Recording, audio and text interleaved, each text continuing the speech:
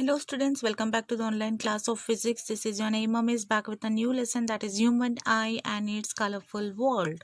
So eye plays an important role in our life, right? Without eyes we don't have any brightness in our life. No color, no life, no nothing is left over in our world. When there is color, then only there is life, right? When there is no color, nothing. Can you imagine our life with black and color, like without any imagination, without seeing anything? Can you imagine? Nothing. We can't imagine also. When we see objects, then only we'll come to know this is so and so object. Without seeing, how can we come to know? So this eye plays a very important role in our life. You also accept it, right? Yes. So we have learned about so many things in our previous classes. We have learned about refraction of light through lenses in our previous chapters, right? So we have even learned about the nature and position and relative sizes of images formed by the lenses for various distances of objects. Here this topic is related to bio. Okay, this is nothing but human eye, means it is a biology subject, but here it is, as it is related to the refraction, that is in our physics. We are going to learn about the human eye and how the refraction is taking place, how the objects are visible to us, how we are able to, how our mind is able to say that this object is so and so, how it is forming the image of that object. The human eye functions on the basis of sensation of vision. We see objects because the light scattered from them falls on the eye. The eye has lens in its structure, right? Whatever object, suppose this is your eye. Okay, this is your eye, and whatever object is present here, when the light is falling on the object, it is been reflected to our eyes. When this is falling onto our eyes, then only we are able to see and tell that okay, so and so this is the object. Alright, when the incident ray is falling onto the object and that is being reflected to the eyes, then only we can say that the object is this information is passed over to the brain. Okay, this information is passed over to the brain, and then brain decides that this object is so and so. Okay, suppose this is your chalk. Okay, when the light is falling onto this chalk is getting reflected to the eyes, and this eye is this image, it is passing the information to the brain, and this brain is then imagining to this to be a chalk. So eye has a lens in its structure, so that means the eye is having lens in its structure. So we are going to learn about that lens and the structure of eye further. So what is the function of lens in human eye? What do you think the function of lens is there in our human eye? Why we have that natural lens in our eye? So that we will learn in our further classes. For example, if I say you to take a textbook, okay, if you take a textbook and if you start reading, like if you're reading, take a textbook and hold it with your hands in front of you at a distance. Okay, suppose this is at a distance. Now what you're doing, you're trying to take the content of the page slowly, you're moving the page towards your eyes.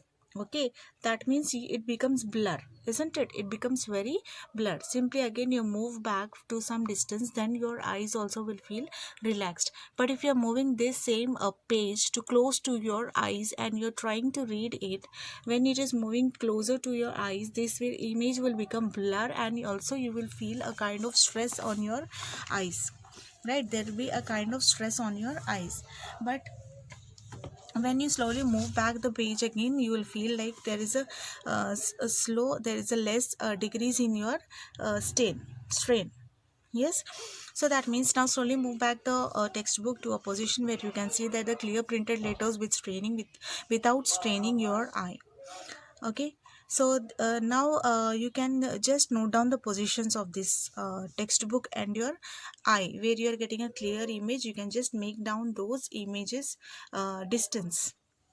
You can just measure the distance and you can see, like how, see, when you go for eye checkup, what does they do, what do they do, they do this only, they'll check your lens, how it is able to, where it is going to see properly, they are going to check it, and then they are going to give you some lens, opticals, which you, for your daily wear, in through which you can watch your objects or the letters very easily without any strain onto your eyes. Similarly, if you are going to take like different sizes of, we have this PVC pipes na, which we use for pipeline, or which we use for our electric wiring. We will take different sizes of pipes. Okay, when, and these things we will just fix it up in a retrod stand. Okay, and we will try to observe the objects from these pipes at some distances. So you will see that the maximum angle at which we are able to see the whole object is called as angle of vision. Okay, there will be an angle where we can see, suppose this is your eyes, and you are able to see the object. Suppose this is the object. Okay, the rays are, see, when they are refracted, you are able to see this many things you are able to see. Okay, your eyes, this is the vision that your eyes is covering. So this is nothing but the angle of vision. Okay, the angle of vision for a healthy human eye is about 60 degrees. So you can say that if the angle of vision is 60 degrees, then you can say that it is a healthy eye, it is very healthy, the eyes is healthy, no issue. It varies from person to person with age, as we know that, see, we have different issues with our eyes when we cross our age. We see that nowadays small age people also, they are suffering with so many kinds of different eye problems. That is, from the small age only they are getting these spectacles, or you can say glasses, because of the their eye lens problems. That is because of this angle of vision is decreasing from 60 degrees, less than 60 degrees.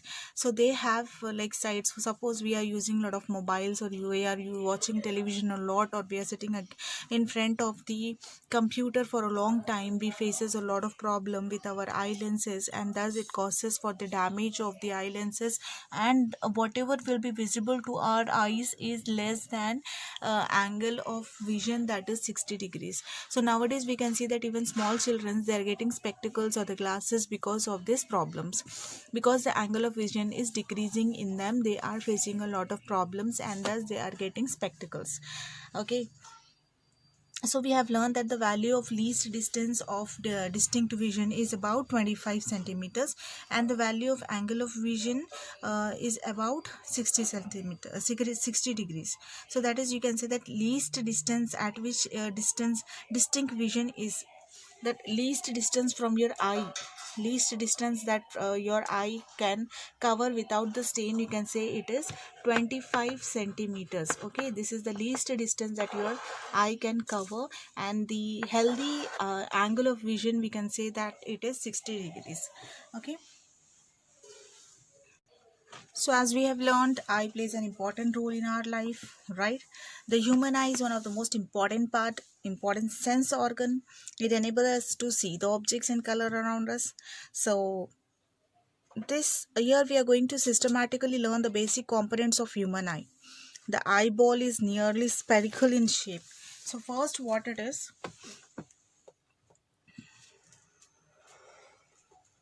So this is the outer structure of your eye. Okay, this is the outer structure of your eye. We are just going to draw this first part. This is called as your cornea. What it is called? It is called as cornea. So this part is called as cornea. So the light first enters into this, it reaches this part of your eye. Okay, the next is your So the whole eyeball is somewhere spherical in shape, and the front portion is more sharply curved, and this curved covered by a transparent protective membrane, and this is called as cornea. It is the thin portion which is visible from outside. If you see our eyes also, it is a pointed place which is visible easily from the outside. Okay, next, behind the cornea there is place filled with liquid called aqueous humor. Here, this one till here you can see that this is filled with a liquid which is called as aqueous humor. What it is called? It is called as aqueous humor. It is a watery layer which we can see, which is also visible with to our naked eyes when we see clearly. Okay, behind this is a crystalline lens which is responsible for the image formation. So here you can see that behind this, here you can see there is a small lens. Okay, there is a small lens which is which will help in the seeing the objects. Okay, and in this lens here center, this part is called as pupil. Okay, and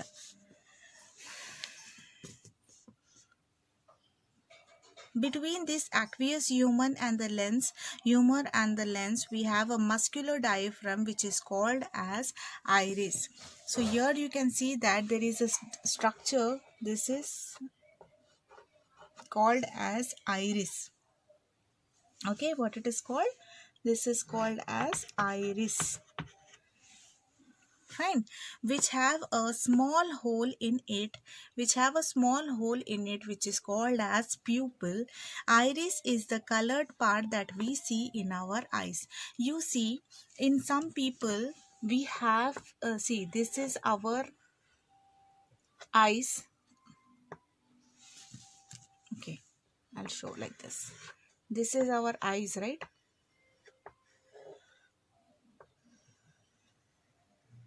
Right, this is our eyes. You see so many, this is the pupil. Okay, and this colored part is nothing but this is your iris.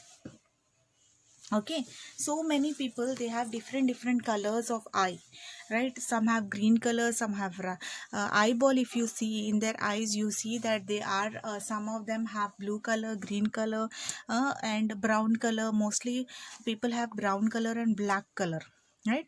Some people, they have, very few people, they have blue color and light green color, like this, right?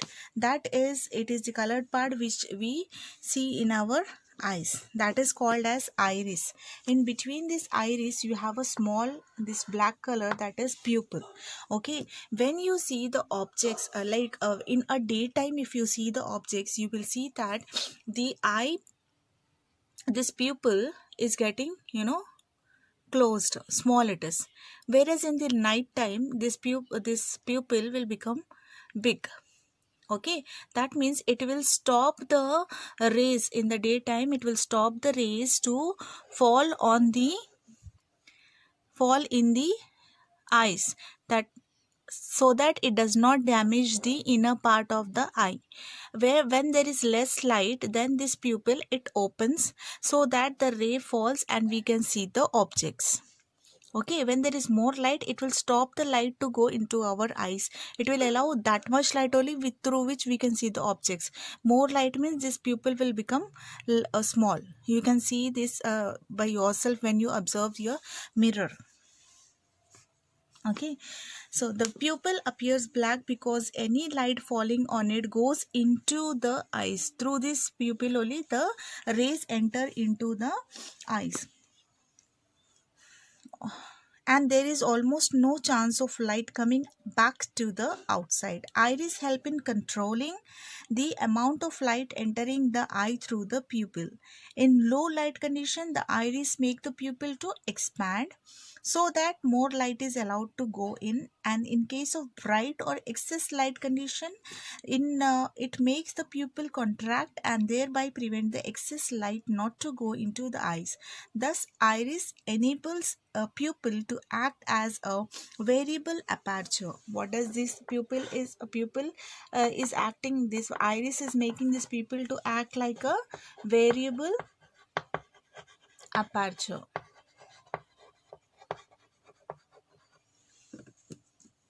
For entry of light into the eyes. The lens is hard in the middle and gradually becomes soft towards the outer edge. Okay, it is very hard in the middle, but at the edges it becomes very soft. Okay, the light that enters the eye from an image forms an image on the retina. So what is retina now? This here at the here you can see this one. This is the retina.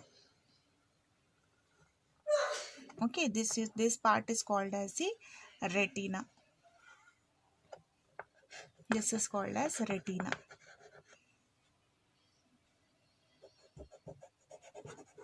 This will pass the information to the brain, and thus the brain will imagine the object. Okay, so here what is happening? The lens, what is happening? Whatever the light is falling through the lens will fall here onto the object, onto the, see here now. Suppose this is the object, the ray is coming here and then it is falling onto the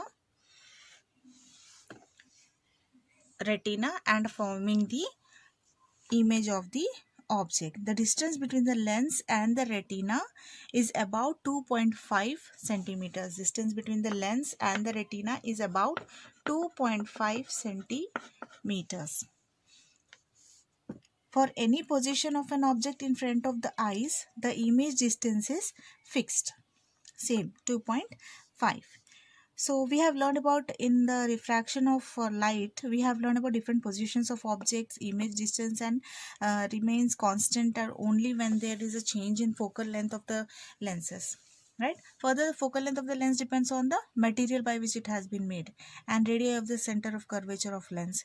We need to change the focal length of the eye's lens to get the same image for various position of the object in front of the eye.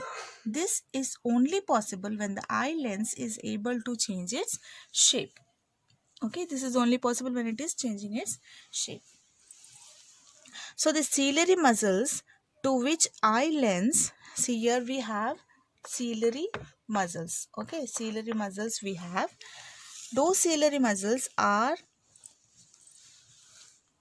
what they are doing, they help the eye lens to change its focal length by changing the radii of center curvature of eye lens. So the ciliary muscles, what they'll do, they'll change the focal length of the lens by changing the center of curvature of the lens. When the eye is focused on a distance object, the ciliary muscles are relaxed so that the focal length of the eye has its maximum value, which is equal to its distance from the retina. The parallel ray which is coming into the eye are thus focused to the retina and we see the objects clearly. If the object is brought closer to the eye, then the focal length changes and then we even feel stress on our eyes. So this what happens, the refracted whatever image is falling after refraction, then this length should be less. Okay, suppose this should go like this much. You see that length is less, but if the length is more, okay, if the length is more like this, then you will see that image formation is blur.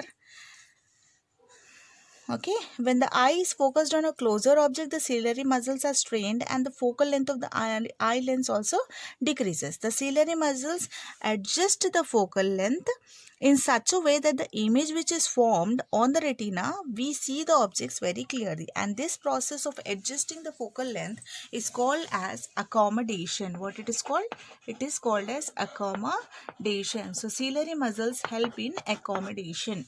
Okay, this iris is a varial aperture and ciliary muscles, they help in accommodation, that is they adjust the focal length of the uh, by controlling the center of curvature of the lens, right? The eye lens form a real and inverted image, as we have already learned in our uh, previous lessons. Here similarly, the eye lens form a real and inverted image of an object on the retina. The retina is a delicate membrane which contains about 125 million receptors. Okay, 125 million receptors, and they they contains of rods and cones. What they do contain? They contain of rods and cones. So these rods and cones which receive the light signals identify the color. Rod identify the intensity of light. What does they do? The cones identify color and rods identify the intensity of light. What do they identify? Intensity of light.